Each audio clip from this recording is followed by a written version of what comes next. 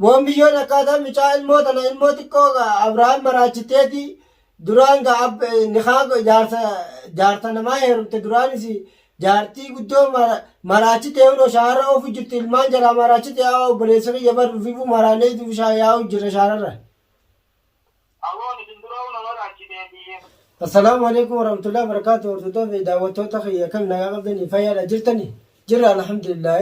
Kunoo gaa deebinee jirra warda biratti argama. Warda salaamtaa gaafadhu. Assalaamu alaikum warahmatullahi wabarakatuh. Jirra jirtanii hordoftoota fi kabajamtoota keenya akkam nagaa qabdanii jirtanii jajjabaatanii isiniin jechaa kunoo alhamdulillah. Biiniin dhufee gaa'e lakkoomsallee gaa mee argee je'e mucaa lakkoomsa mucaatiin qaba je'e gaa mucaa sanirraan Inshaallah abbaani arganna abbaa argannee gaa rabbiin khayrii nu haa godhu mucaa sanitti dawwalaa biini nama mucaa obboleessa biiftuu sanii wal beeka mucaa sanitti dawwalee lakkoomsa abbaa irraa nu fuudhee mee itti himannaa gaa yoo warri isaanii sun kanamarraa miyyoo tana dhoorguu danda'u taate waan ishiin itti jirtu kana guutuu itti himnaa je'ee biini narra akkasitti natti dhufe mee gaa walumaanuu waan isaan nuun jedhan ni dhaggeeffattanis. Eegaa obboleeyyaa kiyyaa iccitiin biiftuudha arra jalaa bahumaaf deemti. Durga gaafa naafisii wal jaalanna san beeta lakkoomsa obboleessisiin wal barsiifte gaafa sangaa wal barre obboleessa wal barre booda lakkoomsa gaa inni irraanfadde malee jawaala keessatti qabadhee sin ture. Amma gaa efan isiin miidiyaarra baatee kunoo wardaa miitee ilmoo fuutee shaarra ooftee maraachitee ni gartan gaa miidiyaa kanarratti efaa Abrahaam maraachitee ofitti galchite. Deebitet wardaa ilmaan jalaa guurtee akka isiin godhaa jirtu nima gartanii ammoo amma gaa.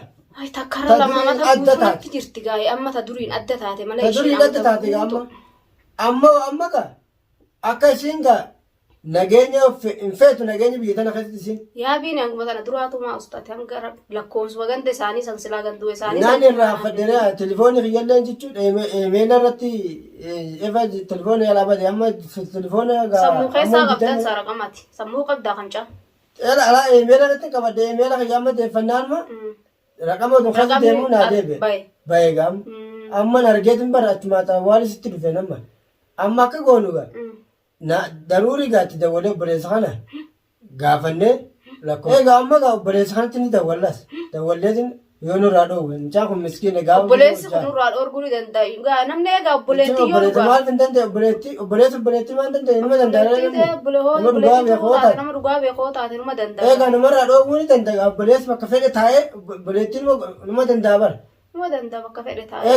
Yoo dabaddu waan akkanaa kanarraa taa'ii yoo jeen numa danda'a yoo gaa dhageessu taate sun Oromoo guutuu waan jettuun dhaga'uu diddeegamee gaa waan. Abaarsa rabbii abaarsa. Ganda isaanii haalli ishiidhaa hoo dhageesse waan tun abaarsan biyyaa baatee darbamte duraan nuyi ganduma sanuu qabaattee ooltee rabbii beeka. Daruuri boona obboleessa dhaga'uu baatte bara ammoo lama isiin biyya tana namatti jeemne namatti binnee ajjeesisuudha malee. Waan biraati magaalaa namnumti ishii arguu hin dadhabne silaa duuti ishii ammaa namnumti ishii arguu hin dadhabne bakkuma itti argamu qabamte. Edaa kiyyaan manatti akkatti haleen akkatti meeshaa isaa isa qaba boo kiyyaan sunu ittiin dawwalaa inni juulaallam caasun mee waan inni juulaallam caasun. Jarri sunu bareeda mee obboleettii isaa kana yoo madan deemee itti dubbannaatiin nurraatti bilbili. Ittiin dawwalaa meeshaa Allah rabbiin nu haa buusu rakkoonsa hana see. Yaa rabbii kiyya gaati yaa rabbi narraa dirmadhu ganda isaanii kana narraa dandeessisi gaa ilmoo gandi fi dhale waan dadhabu gaa'e tana tabiyyi guutuun dadhabde gaa ho'aadha fi abballeen dadhaban majjeessuudha tana majjeessuudha tana rabbiin kanuma biraa naachitti itti biteetuma silaa duute biiftu janiitu manaa himanii. Yaa rabbii Halloo. Assalaamu alaikum sen. Waalaikum salaam warahmatullahi wabarakatuh. Akkam nagaa ana bari biini da yawo yamani rasi dawwale. Akkam nagaa. Fayyaadha jirta?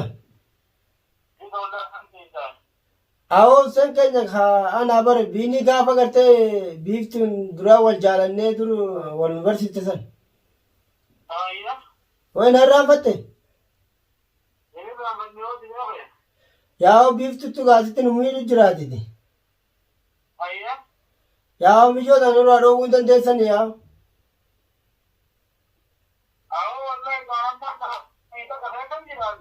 Maayet? Ayyee?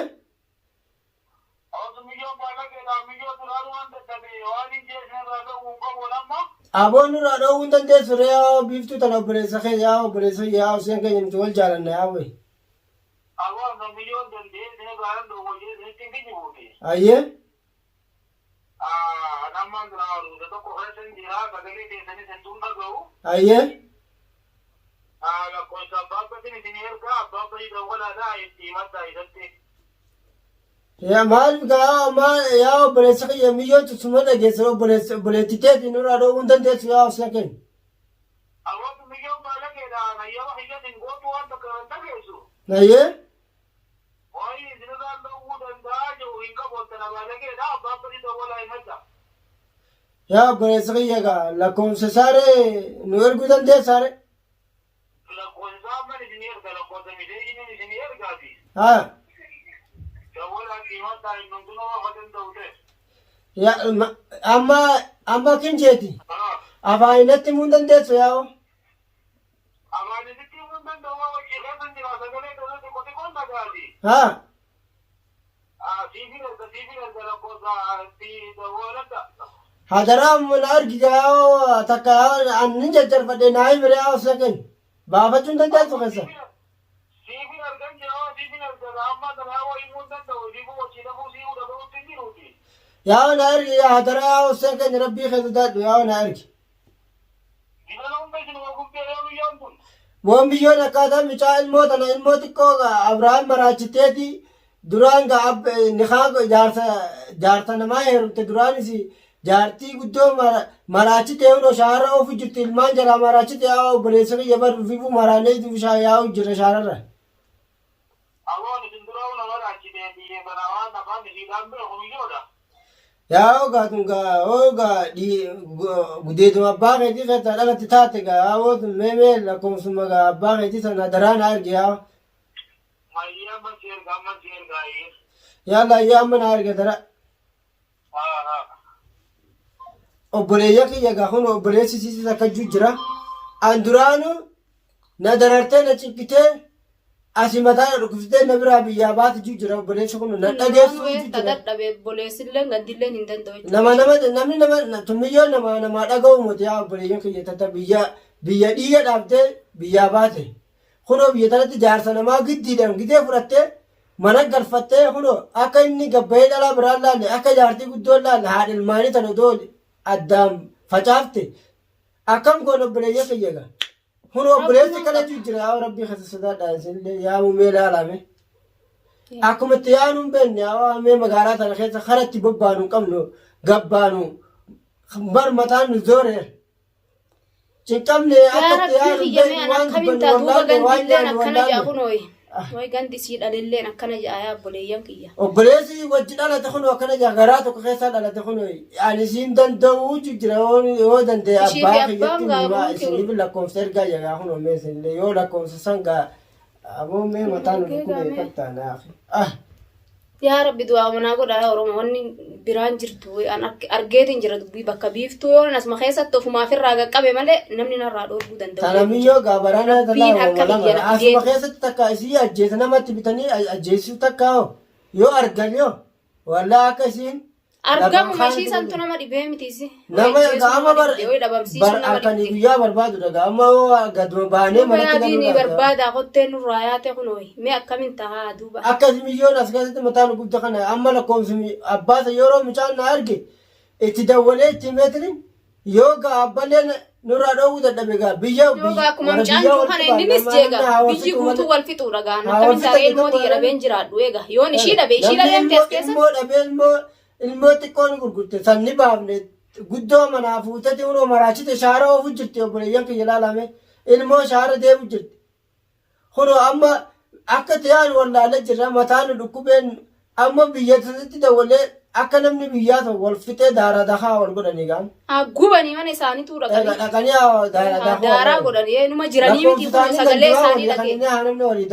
Abbuma san abbumti sun haadha orguu hin danda'u akkuma mucaa kanatti ilaalan. Abbaa sanirraa isa fuula waan fudhadhe abbaan sunis hin danda'u yoo afaan kana afaan nagaa haasa'uu baate yoo miyyoo tana isinirraan qabaa rabbi sodaadhaa juu baate miyyoon isaa lubbuun ishii dhabamsiisan gaafan ishii argaddetti obboleeyyan kiyya isinillee dhagaa. Miyyoon nama argamu yaa wardaa teenya kun yoo miyyoo gidee itti gargaara mana argamtu. Guyyaa tokko dhuma Shayxana milyoon shayxana wajji deemu jirti milyoon gandaati rabbi si hamaraachuu malee aboo rabbi si Rabbii kiyya mala naa isin baratte shaara deemuun ooltu inshallah isin huccuu facaaftee qullaa deemuun ooltu inshallah isin dura bee nama raachite akkama isin mataan uzoosite akka dardaran akka itti yaanu wallaalatti itti gallu wallaala kana nu goote maraattee gaafa isin Abrahaamiin adda baatee shaara deemuun oolan isaan lachuu adda baamuun baanne isaan Abrahaam way fayyaa qabaa yaabo wajjin jira Abrahaam way fayyaa qabaa way fayyaa ishee jala fiiguu jira Gidee isii bira jiru akka isitti gaafa fayyaa qaba fakkaata gaafa way isuma argee sila isuma qabdaniitu yaabiin isuma tara takka manatti naa galchitanii meeshee qatti yaamee laalee isuma amma ilmoo matana barbaantu ilmoo san Dhabeeni tiree amma mee mala ilmoollee dhabe isa sanillee falatti goona malee yaa rabbi bilaan dhabne kunoo micaa shaara deema isaa kam goonutti way qaallitti matana yaa rabbii kiyyana qunnamsiise ati ni dandeessa yaa rabbi maana irraa turtaa yoo garaan nu mee laalee argame argee lakkoofsa